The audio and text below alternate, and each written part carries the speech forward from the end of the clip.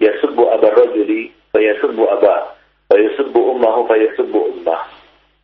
Ya, Nabi mengatakan ada, yaitu ia mencela ayah orang lain, kemudian orang itu membalas mencela orang tuanya, mencela ayahnya. Atau ia mencela ibu orang lain, lalu orang itu membalas mencela ibunya. Nah, ini merupakan satu perbuatan yang ya kita katakan yang tercela, ya. Nah, demikian khonifuddin rahimani wa rahimakumullah jami'an. Baik. Nah, kemudian ya di sana ada hak-hak orang tua yang harus dipenuhi setelah mereka meninggal dunia. Ya, di antaranya adalah ya, pertama menyalati keduanya atau berdoa untuk keduanya. Ya, berdoa untuk keduanya. Ya, mendoakan keduanya. Ya, ketika mereka sudah meninggal dunia, maka seorang anak yang soleh hendaknya dia berdoa untuk kebaikan kedua orang tuanya. Dan ini merupakan sebaik-baik, ya kita katakan kebaikan yang dilakukan oleh seorang anak kepada orang tuanya, yaitu mendoakan kedua orang tuanya setelah keduanya meninggal. Ya, setelah keduanya meninggal. Rasulullah Shallallahu Alaihi Wasallam mengatakan, "Idza matal insan inqata'a anhu amaluhu illa min thalathah. Shadaqatin jariyah, aw ilmin yuntafa'u bih, aw waladin shalihin yad'u lah." Apabila seorang manusia meninggal dunia, maka putuslah amalannya kecuali 3 hal. Sedekah jariyah, ilmu yang bermanfaat, dan anak saleh yang senantiasa mendoakan dirinya. Nah, demikian ikhwan fillah rahimani wa rahimakumullah jami'an. Jadi Nabi tidak mengatakan waladun salihun yatasaddaq lahu, ya, au yahujja lahu, au ya'tamir lahu, bal qal yad'u lahu. Jadi Nabi tidak mengatakan anak yang saleh yang bersedekah bagi kedua orang tuanya, ya, atau berhaji untuk orang tuanya, atau berumrah untuk orang tuanya, atau berpuasa untuk orang tuanya. Tapi Nabi mengatakan yad'u lahu, ya, berdoa untuk kedua orang tuanya. Ya, saya bin Baz dalam kitab beliau yaitu Fadlu Birrul Walidain, ya, Wasilatul Arham mengatakan, ya, faddu'a khairun minal amalis salih lil walidain. Doa itu lebih baik, ya, daripada amal saleh untuk kedua orang tua. Jadi kalau kita lihat sekarang ini ada yang bersedekah untuk kedua orang tuanya, boleh, ya, sampai insyaallah apabila dia niatkan itu. Saya mengatakan, ya, saya bin Baz mengatakan, lakin law fa'ala al-insan wa nawa bi hadzal amal li walidayhi la ba'sa bihi. Kalaulah seorang insan melakukannya, bersedekah, berhaji, berpuasa untuk kedua orang tuanya, dan dia meniatkan amal tersebut untuk kedua orang tuanya, la ba'sa bihi, tidak mengapa. Ya, lianna Rasul lam yamna Rasul sallallahu alaihi wasallam lam yamna Sa'ad bin Ubadah min ayatasaddaq li ummihi bal adina lah. Ya, Rasul tidak melarang Sa'ad bin Ubadah untuk bersedekah, ya, atas nama ibunya, untuk ibunya, ya, diberikan pahalanya untuk ibunya. Bahkan Nabi mengizinkannya, ya. Dan tidak juga, ya, kepada seorang laki-laki yang berkata kepada Nabi, ya Rasulullah, inna ummi iftalatat nafsuha, ya, walau takallamat la tasaddaqat. Ya, wahai Rasulullah, sungguhnya ibuku, ya, iftalatat nafsuha, ya, sudah sekarat. Kalau dia berbicara, dia akan bersedekah. Maka boleh aku bersedekah untuknya setelah dia meninggal. Maka Nabi mengizinkan orang itu untuk bersedekah atas ibunya. Nah, jadi itu boleh. Tapi Nabi mengatakan di dalam hadis yang kita sebutkan tadi, yang terbaik adalah, ya, amal saleh yang terbaik yang dilakukan oleh seorang anak kepada orang tuanya sesudah meninggal adalah as-salah alaihi, berdoa untuk keduanya. Kemudian yang kedua adalah al-istighfar lahumah, yaitu memohonkan ampunan untuk keduanya. Yang memohonkan ampunan untuk keduanya, beristighfar untuk mereka berdua.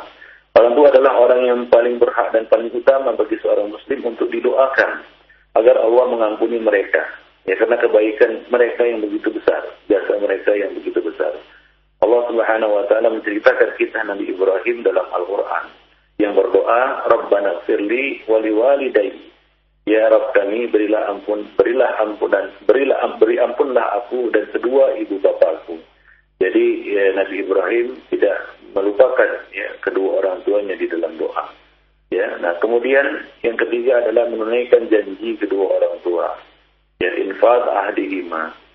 ya wasiatnya, ya apabila dia memiliki wasiat, maka hendaklah ditunaikan wasiatnya. Nah demikian. Ya setelah dia mati, ada 5 perkara yang harus diperhatikan berkaitan dengan harta orang tua. Yang pertama adalah menyelenggarakan, ya mengeluarkan biaya penyelenggaraan jenazahnya. Kemudian yang kedua adalah menunaikan hutang-hutangnya berkaitan dengan Allah, seperti kafarah, diyat dan seterusnya kalau ada. Kemudian hutang-hutang berkaitan dengan manusia, ya kalau ada dia berhutang kepada orang lain maka itu diselesaikan. Kemudian yang keempat adalah melaksanakan wasiatnya selama tidak memudaratkannya, itu lebih dari 1/3. Kemudian yang terakhir adalah membagi-bagikan harta warisannya menurut hukum Allah dan Rasulnya. Nah kemudian yang keempat, memuliakan teman-teman kedua orang tua kita, sahabat-sahabat kedua orang tua kita. Nah ini merupakan salah satu bentuk kebaikan kepada orang tua setelah mereka berdua meninggal. Ya, dan ini termasuk albir. Ya. Ibnu Umar pernah bertemu dengan seorang A'rabiyan di Tariqi Makkah. Ya, Ibnu Umar pernah berpapasan dengan seorang Arab Badui di jalan menuju Mekah. Ya, kemudian Ibnu Umar mengucapkan salam kepadanya dan mempersilakannya naik ke atas keledai yang ia tunggangi. Ya. Fasallama alaihi Ibnu Umar wa hamalahu ala himarin kana yarkubuhu.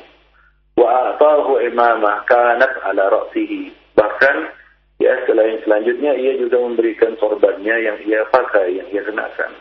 Maka Ibnu Dinar berkata kepada Ibnu Umar, faqulna lahu, kami berkata kepadanya, aslahakallah, innahum al-Arab.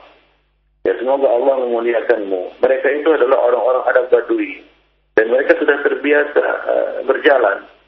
Ya. Dan mereka wa innahum yardawna bil yasir. Mereka itu sudah puas diberi sedikit saja. Nah, mereka sudah puas dengan pemberian yang sedikit ala kadarnya, itu sudah cukup. Ya, maka Ibnu Umar berkata, menjelaskan alasan ia berbuat itu kepada orang tersebut. Ibnu Umar mengatakan inna aba hadza kana wuddan li Umar. Ya, sesungguhnya ya dulu ayahnya ini adalah teman Umar. Ya, ayah orang ini adalah teman Umar. Dan aku pernah mendengar Rasulullah sallallahu alaihi wasallam bersabda, wa inni sami'tu Rasulullah sallallahu alaihi wasallam yaqul, inna abarul bir silatul walad ahlu wuddi abihi ba'da ayyuwaldi. Ya, nah sesungguhnya bakti anak yang terbaik ialah seorang anak yang menyambung tali persahabatan dengan keluarga teman ayahnya setelah ayahnya tersebut meninggal dunia. Demikian. Kemudian yang kelima, ikhwan fillah dan para pendengar yang berbahagia, adalah silaturrahim allati la tusal illa bihima. Menyambung tali silaturrahim dengan siapa saja yang tidak tersambung kita kecuali melalui perantara keduanya, yaitu kerabat ibu dan ayah kita. Ya hendaknya seorang menyambung tali silaturahim dengan semua kerabat dan yang silsilah keturunannya bersambung dengan ayah dan ibu. Ya seperti paman dari pihak ayah dan ibu, bibi dari pihak ayah dan ibu, kakek, nenek, anak-anak mereka semua, ya. Nah demikian. Nah bagi yang melakukannya berarti adalah menyambung tali silaturahim kedua orang tuanya dan telah berbakti kepada mereka. Nah dalam hal ini Rasulullah SAW bersabda, man ahabba ayyasila abah fi qabrihi falyasil ikhwana abihi min ba'dihi. Falyasil, ya. Falyasil ikhwana abihi min ba'dihi.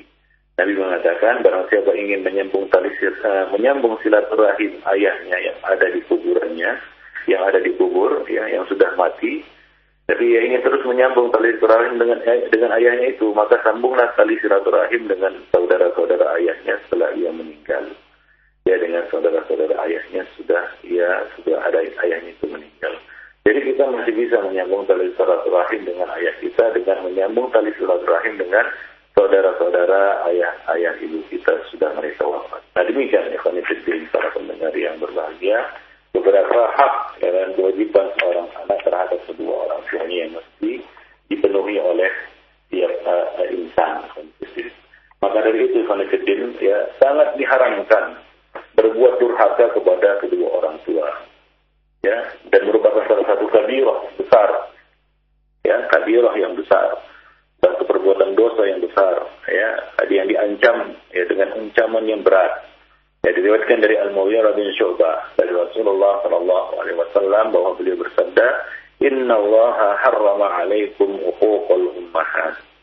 Ya, uquqal ummahat wa man wahat wa wa'dal banat wa kariha lakum qila wa qala wa kathratu su'al wa ida'atul mal. Sebenarnya Allah mengharamkan atas kalian mendurhakai ibu kalian.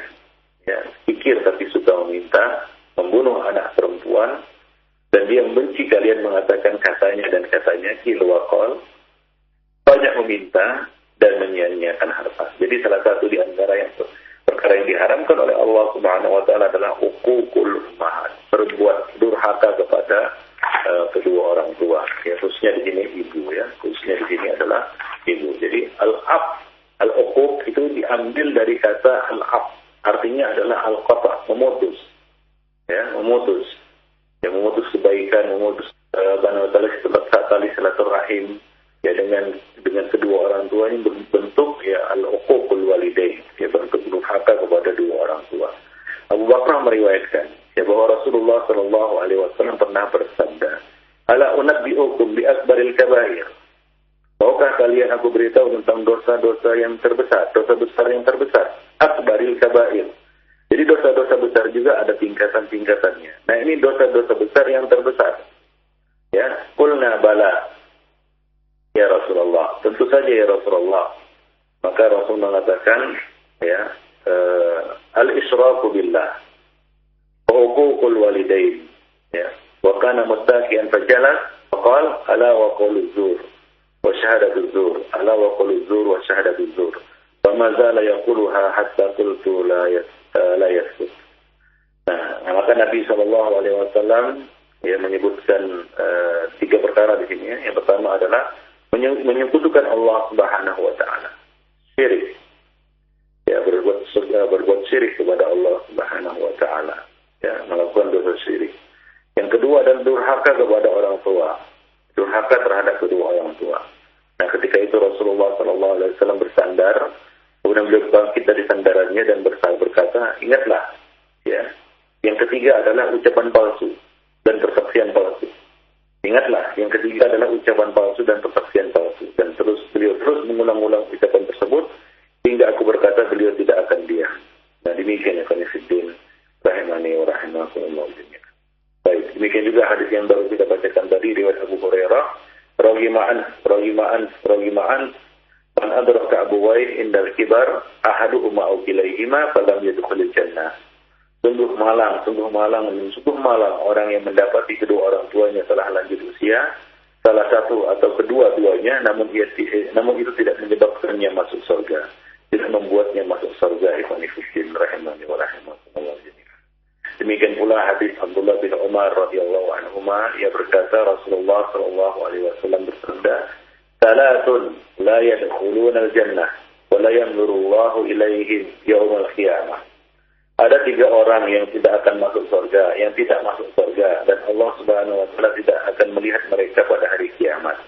Yang pertama adalah al-'aqu liwalidayhi, orang yang durhaka kepada dua orang tuanya. Wal mar'atul al-mutarajjilah wal mutasyabbihah birrijal, wanita yang menyerupai laki-laki, ya. Wanita yang menyerupai laki-laki, yaitu wanita-wanita yang tomboy, yang berpenampilan seperti laki-laki. Dan laki-laki dayus, yaitu yang tidak memiliki sifat cemburu, rasa cemburu. Nah, demikian yang kami sedih. Nah, kemudian juga Anas bin Malik radhiyallahu anhu berkata, Rasulullah sallallahu alaihi wasallam bersabda, "Babani muajjalani uqubatuhuma fid dunya." Ada dua perkara yang hukumannya dipercepat semasa di dunia. Jadi segerakan maksudnya hukumannya di dunia. Al-baghyi wal uquq. Yang pertama adalah perbuatan zalim, dan yang kedua adalah durhaka terhadap kedua orang tua. Nah, demikian ya Qanifuddin. Jadi sangat diharamkan ya berbuat durhaka kepada dua orang tua. Dan terlebih di sini adalah ibu, ya, karena Rasulullah sallallahu alaihi wasallam ya pernah datang seorang kepada beliau, ya, dan Rasulullah sallallahu alaihi wasallam menjelaskan kepadanya, ya, dia bertanya kepada Rasulullah, ya Rasulullah, man ahaqqu bi husni suhbah? Ya Rasulullah, siapakah yang paling berhak untuk mendapatkan perlakuan yang baik? Maka Nabi mengatakan ummuk, summa ummuka, summa ummuka, summa abak, summa adenak. Ya, Nabi mengatakan ibumu, ya, kemudian ibumu, kemudian ibumu, kemudian baru bapakmu, kemudian orang-orang yang paling dekat hubungan kekerabatannya denganmu. Hadisnya diriwayatkan oleh Al-Imam Muslim. Demikian Ikhwanuddin. Demikian juga dalam hadis yang lain, ya, datang seorang laki-laki kepada Rasulullah sallallahu alaihi wasallam dan dia berkata, ya Rasulullah, man ahaqqun nas bi husni sahabati? Siapakah orang yang paling berhak untuk mendapat perlakuan yang baik dariku? Maka Nabi mengatakan ummuk, ibumu. Kemudian laki-laki itu mengatakan maman, siapa lagi? Nabi tetap menjawab ummuka. Kemudian dia bertanya lagi, siapa lagi? Nabi tetap menjawab ummuka. Kemudian baru yang keempat dia berkata, maman, siapa lagi? Maka Nabi mengatakan abuk, barulah ayahmu. Dan demikian Ikhwanuddin, a'azzani Allah wa iyyakum jami'an. Baik. Ya, jadi ini ya,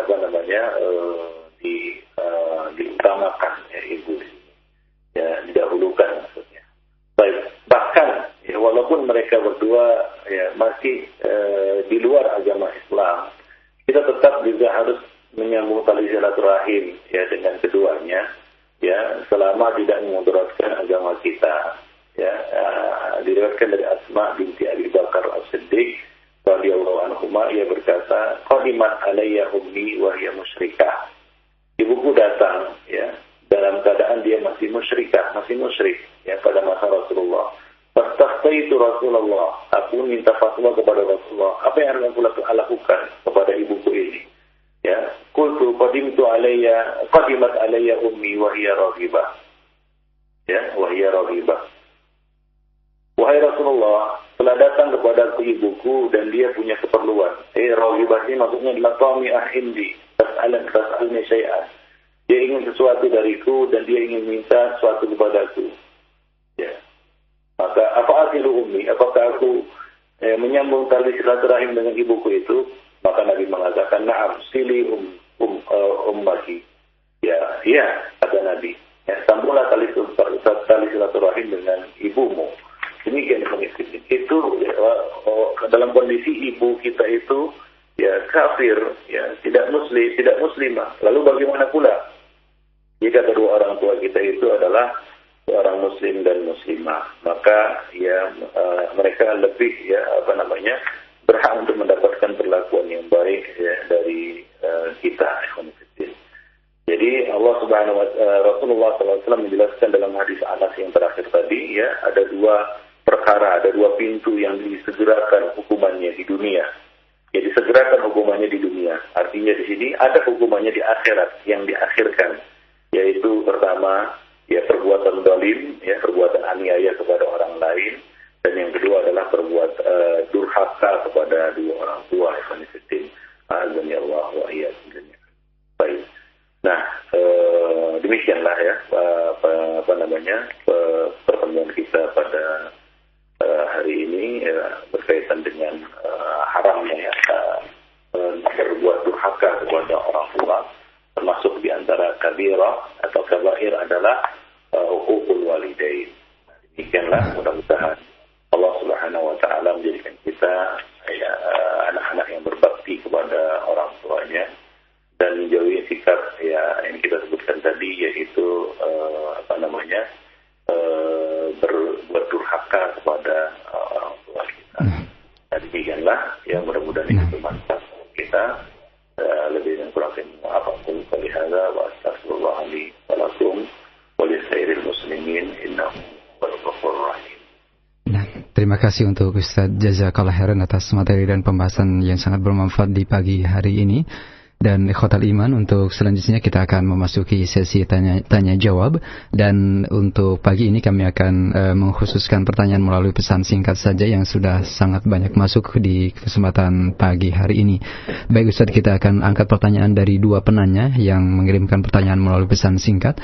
Ya Ustaz, bagaimanakah hukumnya bagi kami yang merantau dari kampung menuju kota di Jakarta ini untuk mencari ma'isyah dan meninggalkan kedua orang orang tua sendirian di kampung dengan satu tujuan agar kami mendapat ma'isyah dan rizki dan mengirimkannya ke orang tua yang ada di kampung. Namun dengan konsekuensi kami meninggalkan orang tua di kampung. Mohon nasihat dari hal ini. Jazakallah khairan.